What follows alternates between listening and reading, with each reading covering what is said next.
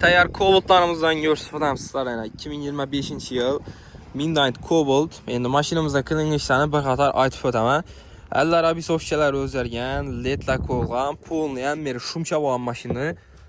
Patologlarni esa eshiklarida laminasiya ishlari qilingan, poliklar doshalgan, chexollar chizilgan, rullarida cruise control, multimedia ayna patologlari qaraytirilgan, Malibu 2 bar, podograf sidinalari, hamma narsasi ishlatdi, start stop.